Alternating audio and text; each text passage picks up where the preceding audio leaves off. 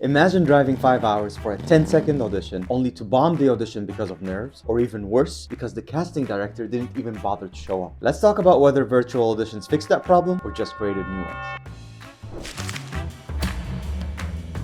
What's going on, everybody? Thank you so much for turning up and tuning into my YouTube channel. My name is Islam Balba and I'm here to discuss everything to do with the acting world. There was a time where most auditions were in person. You'd either be doing the audition in your city or travel a few hours to the city that's holding the auditions. But then COVID hit and everything in the world changed to virtual, including auditions. Thus, the self-tape world was upon us. Has it been beneficial for actors or has it been a curse? Let's jump into the pros and cons for each. First, in-person audition cons. Let's start with the obvious one, the commute. I remember the days when I would drive 5 hours to the nearest major city for a 10-second audition and drive back another 5 hours. I do not miss those days at all. It was a waste of time and money. I also had to take a day off work, so there goes my vacation days. It was a monthly reoccurrence. And sometimes I'd do the same audition, same commute, a week later for a callback. There was this one time I traveled 5 hours. They looked at me and told me you're not the right body type for this role. I'm curious, have any of you had horror audition stories like this? Let me know in the comments below. Second con, nerves. Nerves are another killer. Being in front of a casting director feels like being judged against every other actor, which can throw off your performance.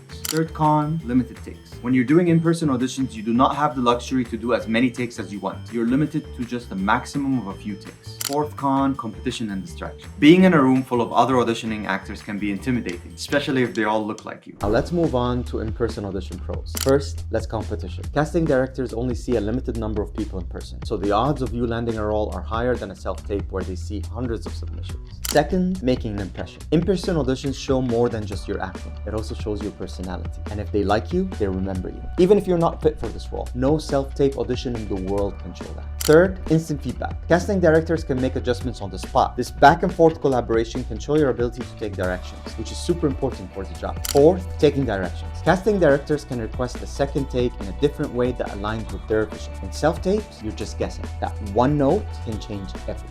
Fifth, more dynamic environments. Whether it's using props or interacting with other actors or performing in front of a live audience, the energy of a room can enhance your performance or make you stand out. Now let's move on to virtual audition pros. This goes without saying, the convenience. You can audition at your house instantly. You can take a lunch break from work or audition in the evening or at night, anytime you want, any place you want. You can audition in a hotel room or at your friend's house or at your parents' house. Convenience is a blessing. Second pro, abundance of takes. You can take as many takes as you want until you feel confident that you've nailed the scene. This is also great for actors who might feel nervous in live auditions. You can literally do 50 takes if you'd like until you're satisfied with the one you want, even though I do not recommend that. Check out my previous video on how to master your audition preparation. Third pro, worldwide submissions. You are not limited to audition for productions in your city. You can submit for productions in any city and even book the role, because geography isn't a limitation. Directors can see actors from all over the world, opening doors to actors who might not have been able to do in-person auditions. Now let's move on to virtual audition cons. It could get expensive. You need good equipment for your self-tape, including a good camera or good phone, mic, tripod, lights, and a good background. Second con, you're in the mercy of a reader. Sometimes auditions have a turnaround of 24 hours and you need to find a reader right away, and thus it will all depend on their schedule. Third con, being a director. Just having acting skills won't cut it. You need to be your own director for your scenes and need to set up your framing, your lights, your angles, your background, and have good editing skills to go through all those takes. Fourth con, external factors. Sometimes there are factors that are out of your control, including outside traffic noises or the dreaded ambulance sound passing through or a power outage. Fifth con, technical issues like internet connection problems or poor video quality or bad audio. These can all seriously affect your performance. And even if you give the best acting performance, if the tech don't work, it won't come across well. And let's not forget the dreaded phone memory clearing mid-take. I'm sure you've all been there. The final con, impersonal feel. It's tough to build that rapport with producers and casting directors.